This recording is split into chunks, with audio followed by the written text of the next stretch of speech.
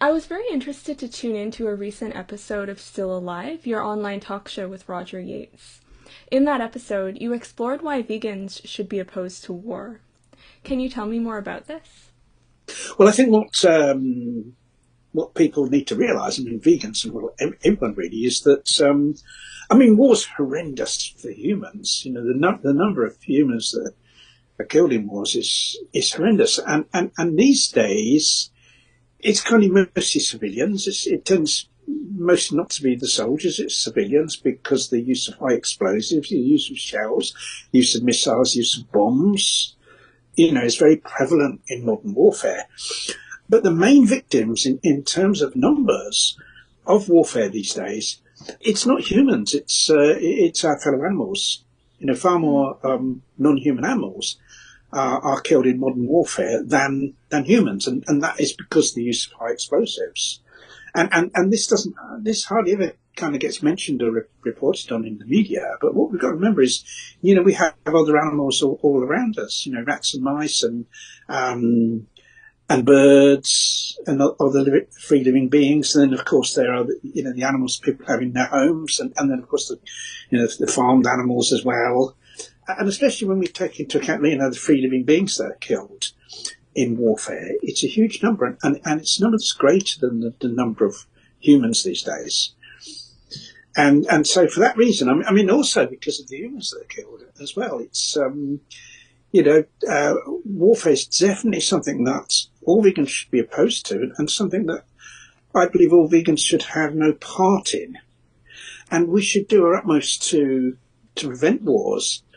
I said in the show with Roger that I believe that campaigning against the arms trade and campaigning against arms manufacturers was very much an animal liberation issue, because the main victim of those armaments, and I'm mainly talking about high explosives, are our fellow animals. Yeah. Now, there are some people within the vegan community nowadays who are suggesting that war has nothing to do with veganism, that veganism is only about opposing non-human exploitation, and somehow, like, there was one person on Instagram, for example, who said that animals being bombed is not a vegan issue. Well, how can we respond when people make these kinds of claims? That's totally inconsistent with veganism. You see this, there's constant debate about, what is the actual definition of veganism, and in order to see what the true definition of veganism is, we have to go back to what the founders of the vegan movement said. But I think one of the problems with that is that in itself, people can see different things in that, and it can be a little bit like the Bible, where people look at the Bible, they get out of it what they want to get out of it. It's a little bit like that. Now, the one definite thing I'd say that comes out of what the founders intended is that veganism is a philosophy, and it's a philosophy that's opposed to the exploitation of fellow animals by humans. That's the very minimum it is. The very minimum is.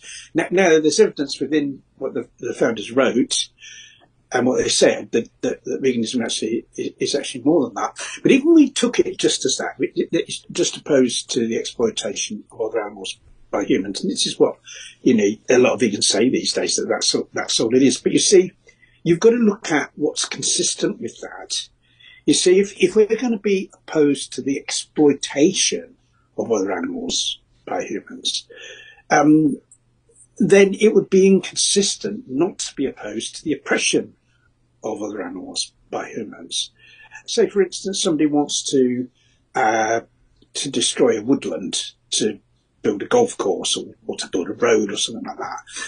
And in the course of the destruction of that woodland, other animals, free living beings, are going to lose their lives.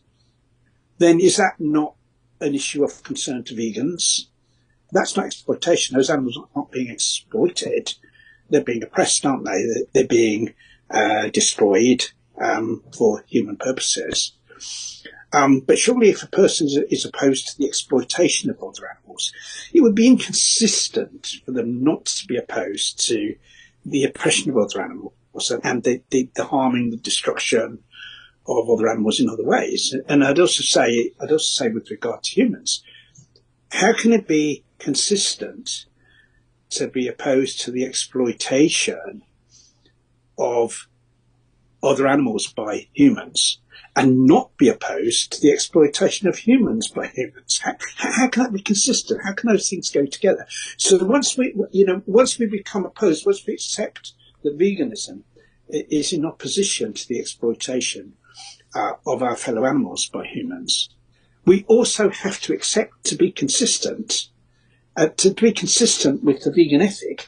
We also have to be opposed to the oppression of other animals by humans and to the oppression and exploitation of humans by humans. These things automatically all go together. And so it's inconsistent to not be opposed to all of them once somebody becomes vegan. Yeah, I remember reading Leslie Cross's essay, The Surge of Freedom. He basically said that veganism is a principle, and if we don't apply that principle consistently, then we're denying the principle itself. Oh, absolutely. I think, we kind of, I think it was, I'm not sure who said it, was it Donald Watson or Leslie Cross said about, shining the searchlight of veganism on everything and applying vegan principles to every situation. And I think we can do that. And if we apply that to warfare, it's obvious we've got to be opposed to it. We've got to do our utmost to prevent it and not to be involved in it, because it's absolutely, opposed to vegan principles.